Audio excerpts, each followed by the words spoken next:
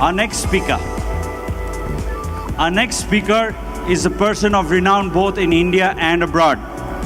I give you some information about him. An international corporate business trainer, the co-founder of director of E2E Excite Marketing Training Services India Private Limited, provided corporate training to and business consulting to companies right across India and abroad. Here's an interesting thing to know about Mr. Nasser Mohammed. Mohammed Nasser, his company provides training in such a way that they actually walk their talk. Whatever they are teaching the corporate world out there, they're actually doing themselves, which is a rare phenomenon amongst trainers today. And he's not only known in India, but abroad, and he actually flew into Goa from overseas. Please put your hands together and give a very, very warm welcome to our next speaker of the day, Mr. Mohammed Nasser. I would request you to take notes of what he's about to say.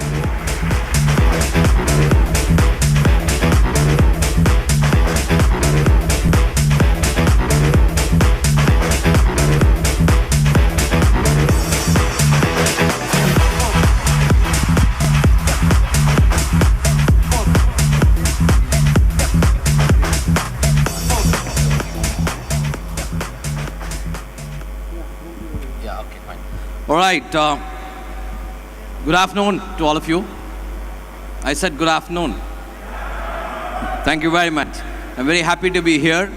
Neeraj ji spoke about hypergrowth this morning, and Mac did tell us how good you are as a businessman and what kind of profile that you have.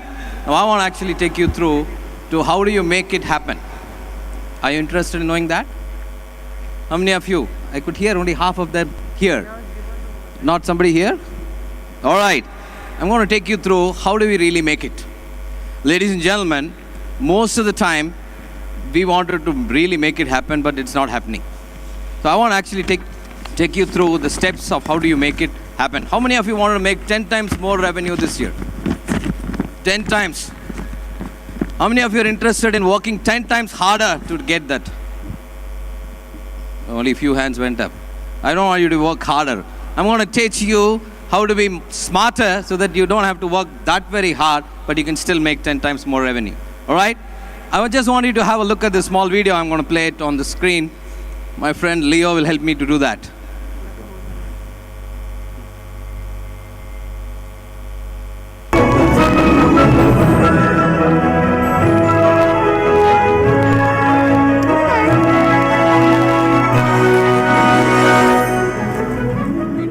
Communicating to us is that as a human being, we've been hardwired to handle challenges and breakthroughs. Do you agree with me that?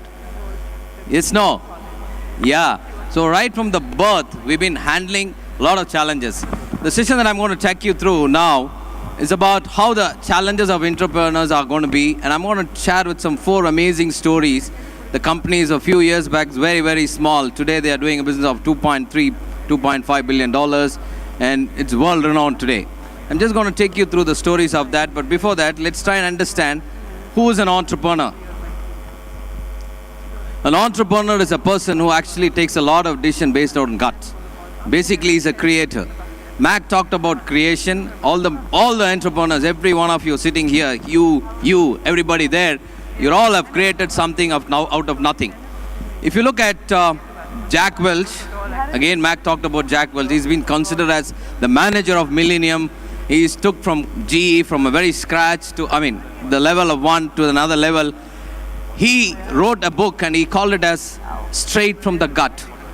He didn't talk about anything else because gut is a very, very important thing as far as an entrepreneur is concerned. That's what every one of you have here. Now I wanted to look at this picture right here on the screen. It tells that the state of all of us right now. Every single day morning, we have so much of challenges to do. You go to the office, there's a lot of problem there. You solve all the problem, by end of the night, you're going back relaxed. The next day morning, when you're coming in, you know there are a lot of other more challenges are there. How many of you agree with me? Right?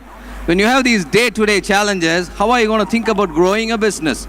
Concentrating on what need to be done is a big question mark. And the people that we have, it's good to say that you need to build a team, you need to do a lot of things. But the people that we have right now, these are all Generation Y entrepreneurs. That means they do too many things. Andre, I've been doing a wonderful comparing now, but just before the start of my session, he announced it. There's going to be Wi-Fi here. I don't know why he did that, right? So the moment you look at your guys today, they're all been distracted with Facebook and WhatsApp and whatnot. And unfortunate thing is that you guys pay so much of salary to these guys, and the morning you get a text message saying that he's not interested in coming to work today because of A, B, C, D reason. You get those messages from your boys? Yes, no? Yeah. And what will you feel? You wanted to, you're really charged up after the Goa BizFest. The next day morning you wanted to go. You want to do a lot of things to take your business to the next level. And here comes the message. How will you feel? Very bad. Okay? Now this is what we are trying to do. And we also wanted to do a lot many things in one single go, which is actually not a good idea. So I'm going to take you through to 4 major strategies that you can do. Either all of them or at least start doing one of them. Your business can grow. What is the first strategy I'm going to talk about? I'm going to talk about focus on your customer segment. Who exactly is your customer? Try and understand that. The second thing that I'm going to talk about is how can you create smart system in your business so that your business is definitely successful. The third thing that I want to talk about is pick the best practicing idea from around the world. And how can you pick those ideas and put it in your business so that your business can grow. And the last idea that I'm going to talk about is how can you be consistently doing one single thing and then take your business to the next level. I'm going to start the first story about an amazing entrepreneur of organization who's got clear focus on their customer. Okay, if you don't have a focus on your own customer segment, what will actually happen? This is how the customer will start looking at you. The customer is actually looking at you, but he's not able to really see who you are. Okay, I want to take you the story of this amazing company from a very small town in Kerala. A person walked 20 years back to Gulf and he started a small gift shop, and today this particular shop is called G-Pass. And you know how did he name this brand G-Pass? He was running a small toys and electronic shop in Bahrain. Bahrain is a very small country, a small island country with small radius. He took a small shop about 100 square feet, and he was running a toys and electronic shop way back in 1983. And he got this idea of bringing best of the products. He visited once to China. China was just coming up at that point of time. So he sourced electronic products, torchlights and a lot of other stuffs, and he started selling in the Bahrain market. It so happened one fine day, he decided this is not the place to be. One of the sheikh, the sponsor, he suggested him, why don't you go to Dubai? Dubai is a happening place. So that's when he went to Dubai in 1998. My dear friends, in 1998, he started his electronic product distribution or direct selling to different outlets of electronic outlets in Dubai market at Dera and Bar Dubai and all those electronic market city in a pickup truck. He goes in the morning, sells those products, go back in the evening, pick up those cashes and go on and go on. Today, this particular brand is 15,000 crores brand in the Middle East. Not only in Middle East, North Africa, you name it, in Asia, Thailand, and a lot of other places. How did he go on doing it? He created the name called G-Pass. I'm sure some of your management students, marketing students, who would have read about Kellogg on branding, Wharton on branding, and so many stuff on branding. This brand name came with just one particular concept of him, and that's again a gut feeling. What is that name? It's nothing but the first shop that he had was named as Gift Palace. And all he did was cut the half of Gift Palace from either side and created a brand name called G-Pass. In which book can you find those kind of strategy? I don't know. That's what he has done. Now, what is so important about this particular company is that they focus on one particular segment. They're not competing with Sony. Sony is a different segment altogether. This company is actually focusing on one particular segment, which is looking for high-end products. Okay, 20 years back, if somebody wants to talk about home theater, they need to shell a few $1,000s. So this gentleman decided, why don't I give this to the expat population at a much subsidized price? When a home theater is selling about $2,000, why can I give it something at $200? That's the concept. And he started with that, 1,000 products and keep on counting, and he was able to do it phenomenally well. Today, the group has got various businesses into hypermarkets, into retails of different brands. Again, not only in the electronic markets and home appliances and all the other factors. So mind you, my dear friends, this is the first message that I wanted to really understand, and I wanted you to look at it. Who exactly is your customer? Where are they? Why are they buying? And where do they buy from? Who exactly is the person who decides on what they need to be buying? So I want you to ask these questions and a lot more questions related to that, and have a clear focus on who exactly is your customer segment. The second story that I want to talk to you about, Mag was talking about building system. I want you to look at this picture. This picture is nothing but all of us use these bouquets. And what is this bouquet is all about? If you just sell those independent flowers separately, you're going to charge them X amount of money. But if you make it as a bouquet, you're going to make a whole lot of difference. And it's going to be, you can charge a little more, and you can have a wonderful product. Now, running a restaurant business is not an easy thing. You need to have a consistency in terms of taste, time and over again. Now the question here is, there's a small outlet which from a place called E Road. It's a very small place, and this restaurant called Junior Kupana. This restaurant today has got about 13 different outlets, and what do? Can you believe a restaurant running without a chef? You cannot. You need to have multiple chefs. You need to have a North Indian chefs, you need to have a South Indian chefs, you need to have a Chinese or continental and so on and so forth. This particular restaurant works differently. The recipe, the entire recipe of this entire 12 different outlets in south of India, it all goes from one place called E Road. It's all packed up, it's all mixed up. It's typically like KFC and those kind of multinational organization. They do the same format. They have to buy the recipe month after month. That's one way. How can they put in systems that they make sure that they don't depend on any single person any given day? The second thing that they do in this particular restaurant is that you need to have the fast time in terms of getting your products delivered to the customer. The first and foremost thing that they do is they have a very limited menu. A la carte is not at all there. And they make sure that they serve you faster. Another interesting thing about this restaurant is they don't believe in selling the value-added product like ice creams or cool drinks or whatever it is. If you want to buy or eat, drink those kind of stuff, all you need to go is go out to the restaurant. There's a small counter. You pay for it and you have it and keep going. They're absolutely focused on one particular stuff of giving the customer valuable thing. Another interesting thing about most of the restaurants, if you see, the employees are given a separate place where they go eat the separate food. But here, they all sit exactly at around 3:30. The restaurant is closed in the afternoon. Similarly in the dinner as well. And all of them sit in the same table where you and I as a customer sit and eat. Amazing thing. That's a very interesting thing of putting a small system and how can you multiply it every single process of taking this restaurant from 12, another 50 in the next 2 years down the line. The third story that I'm going to talk about is how can you pick the best practices. Neeraj was talking about McDonald's. McDonald's is an amazing concept. The same way, there's this hospital called Aravind Eye Hospital. I'm sure some of you would have known about this.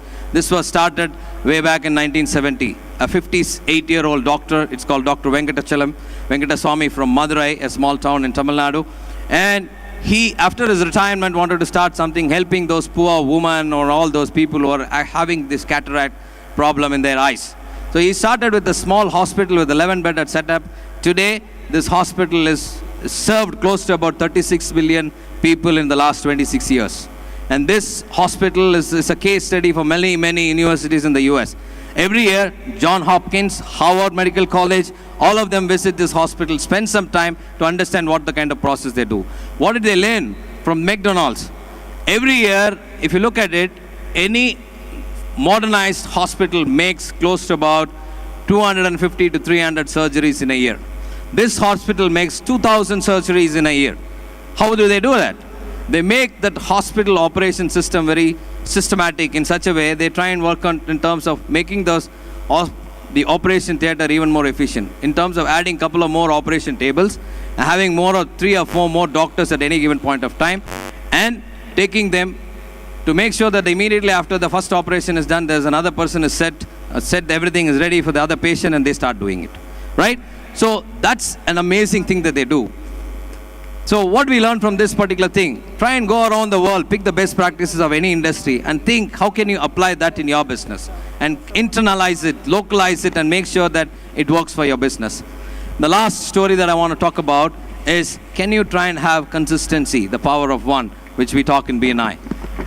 This particular outlet, which is called VKC, a brand, started from a very small town in Kerala, again in Calicut. They were making rubber sheets for Hawaii slippers. Later on, after a year, they started looking at making straps for the Hawaii slipper.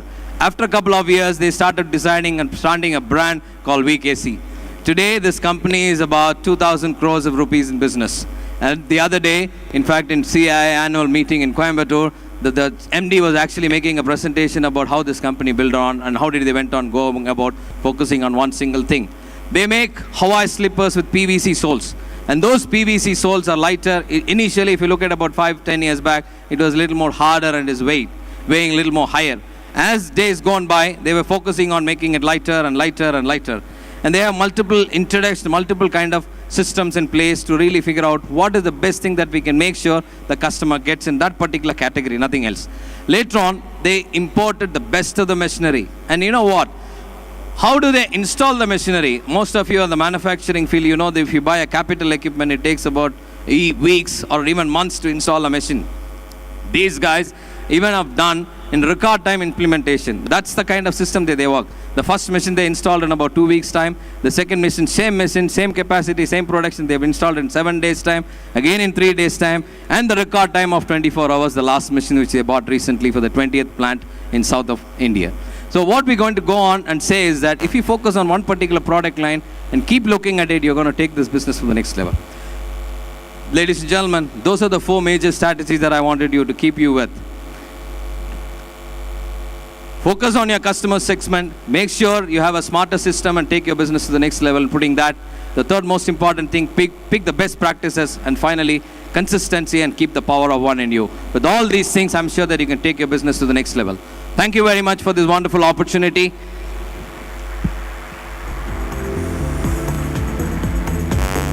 A very, very big hand for Mr. Mohammad Nasser. Fantastic points on how to build a business and really amazing examples to illustrate those points. Thank you very, very much. Ms. Nasser, a small memento of appreciation and thank you from the Goa BizFest. Please give him a very, very big hand.